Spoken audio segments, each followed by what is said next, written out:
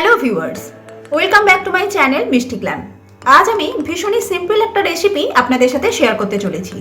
আজ আমি বানাবো মৌরলা মাছের চচ্চড়ি। তাই অবশ্যই এই ভিডিওটা স্কিপ না করে শেষ পর্যন্ত দেখার অনুরোধ রইল। ভিডিও ভালো লাগলে লাইক, শেয়ার আর কমেন্ট করতে ভুলবেন না। আর আমার চ্যানেলটি সাবস্ক্রাইব করে এই বন্ধুর পাশে থাকবেন। আসুন দেখে নিই আমার আজকের রেসিপি মৌরলা মাছের চচ্চড়ি। মৌরলা মাছের চচ্চড়ি বানাবার জন্য এখানে আমি নিয়েছি বেশ কিছু পরিমাণ মৌরলা মাছ। প্রথমে মাছ নুন আর হলুদ মাখিয়ে নেব। দিয়ে দিচ্ছি পরিমাণ মতো নুন,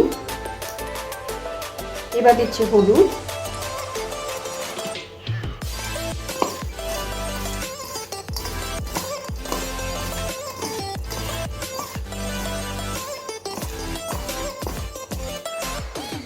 এবার মাছটাকে সাইডে সরিয়ে রাখছি। আর যে উপকরণ লাগবে সেগুলো বলে দিই। এখানে নিয়েছি একটা বড় সাইজের স্লাইস করে কেটে রাখা পেঁয়াজ, নিয়েছি একটা বড় সাইজের টমেটোর দানাগুলোকে আমি ফেলে দিয়েছি। নিয়েছি বেশ কিছু চিড়ে রাখা কাঁচা লঙ্কা, 1 টেবিল স্পুন গ্রেটেড আদা, আর নিয়েছি সরু করে কেটে রাখা কিছু আলু। আর যে মশলাগুলো লাগবে সেগুলো রান্না করার সময় আপনাদের সাথে শেয়ার করব। প্রথমে মাছগুলোকে ভেজে নেব। তার জন্য কড়ার মধ্যে দিয়ে দিচ্ছি সর্ষের তেল,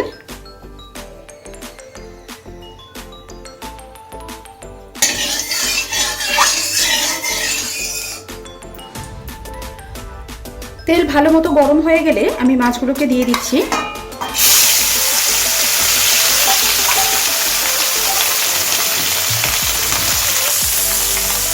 এবার মাছগুলোকে আমি হালকা করে ভেজে নেব।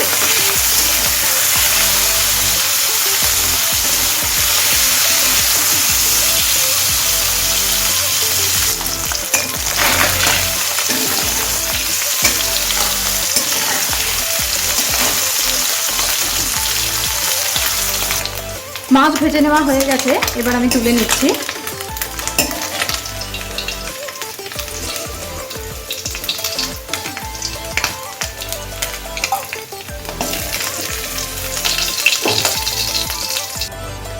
এবার এই তেলের মধ্যে আমি আরেকটু সর্ষের তেল অ্যাড করে দিচ্ছি। এবার আমি ফোড়নের জন্য দিয়ে দিচ্ছি কালো জিরে।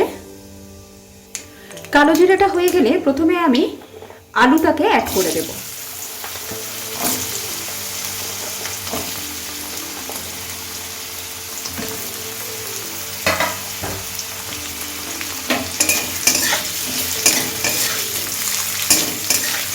এবার হাই ফ্লেমে আলুটাকে একটু ভেজে নেব।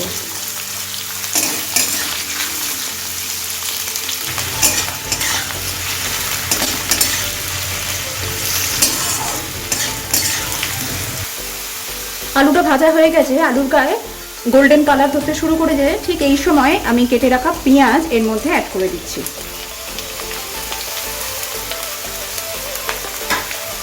পেঁয়াজটা দেবার পর পেঁয়াজটাও খানিকক্ষণ সময় নিয়ে একটু ভেজে নেব।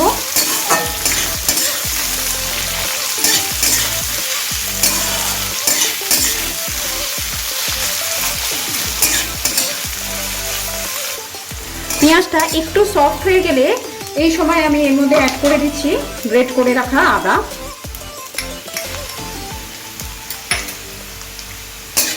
আদাটাকেও একটু নেড়ে ছেড়ে নেব।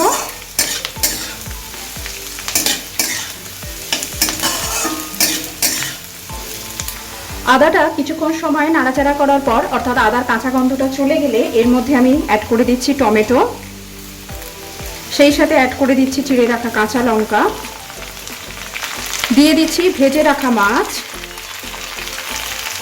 অ্যাড করে দিচ্ছি 1 টিস্পুন জিরে গুঁড়ো, 1 টিস্পুন ধনে গুঁড়ো, পরিমাণ মতো নুন, আর প্রায় হাফ টিস্পুনের মতো হলুদ। এবার সমস্ত উপকরণ একবার মিশিয়ে নেব ভালো করে। এই রান্নাটা করতে কিন্তু কোনো রকম জল আমি ব্যবহার করব না।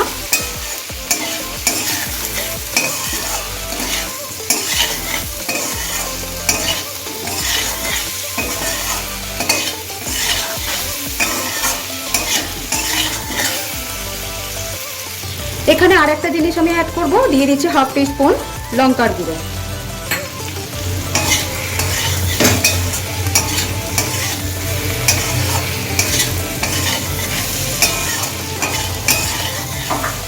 সমস্ত কিছু ভালোভাবে মেশানো হয়ে গেছে। এবার গ্যাসের ফ্লেমটা একদম কম করে দিয়ে এটাকে কভার দিয়ে আমি রান্না করে নেব।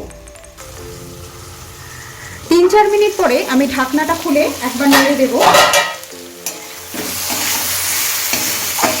দেখুন এর মধ্যেই টমেটোটা কিন্তু অনেকটাই সফট হয়ে গেছে।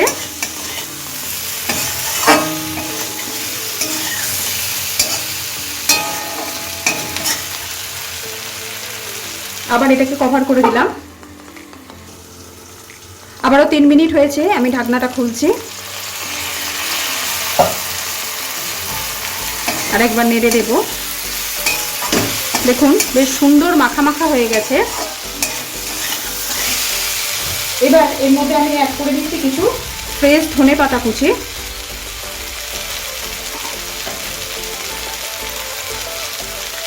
একবার মিশিয়ে নেব।